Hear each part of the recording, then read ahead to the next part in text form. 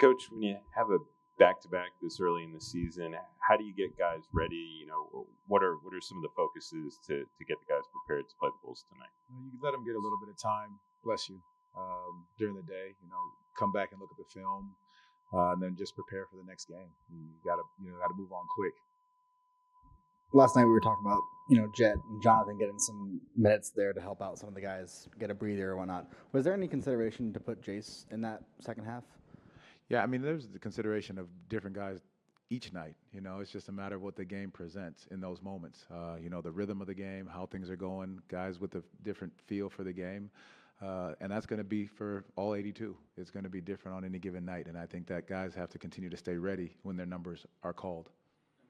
Tonight, could Jace have an opportunity to see the court? Yeah, there could be an opportunity. Again, I'm going to go with the flow of the game and see how it goes, and then we'll go from there. Obviously, with Jalen out tonight, you can't replace the energy and that he brings to this team. But how do you work to kind of how do you work to kind of bring that, or do you need to talk to anybody to say like, hey, we need to pick up the energy with Jalen out? Well, our guys know that's how we have to play, especially against a Chicago team that is very high paced. They're getting out in transition, so we've got to make sure we match that energy, no matter who steps on the floor and who's handling the basketball, getting out, and then defensively we got to turn that level up as well.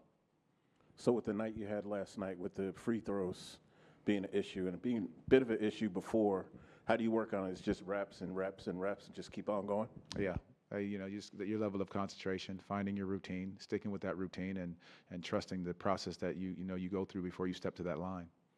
But you've had a lot of continuity over the past few seasons, and obviously there's a few more changes this season. Can you describe the challenges and maybe the obstacles that you face with these rotations and how to kind of just figure out which works best while also trying to win these games early in the year? I think every coach in the beginning of the year goes through trying to figure out what works. Watching a lot of these games, you see a ton of that. Guys in lineups, guys out of lineups, what works in the preseason is different than the regular season. So you always go through to try to find the right matchups, the right rotations, the style of play, and all the guys that are trying to figure out their way into the rotation. But it's an ongoing process for us as well as each team.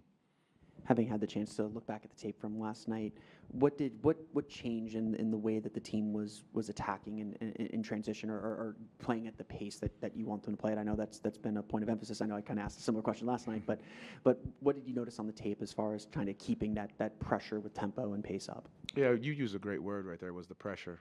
Our ability to put pressure on the paint. I think there was that lull was we didn't get downhill often. I think we settled for a lot of outside jumpers before we touched the paint, and that's something that we looked at. That's something we talked about. The goal of the number is the number we want to get getting into the paint, and we didn't do that last night.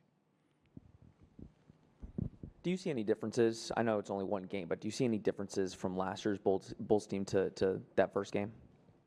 It's hard to tell. It's a one game sample size versus Detroit. I know that they get out in transition a lot. That's what their main point of emphasis is. Last year they would be down early and then they'd come back, averaging over 60 points in the second half of games.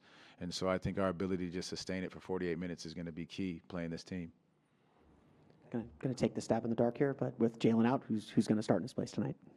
I'll probably let you know right before the game. Appreciate it. Yeah. Thank you, Coach Mo. Thank you all. Appreciate it.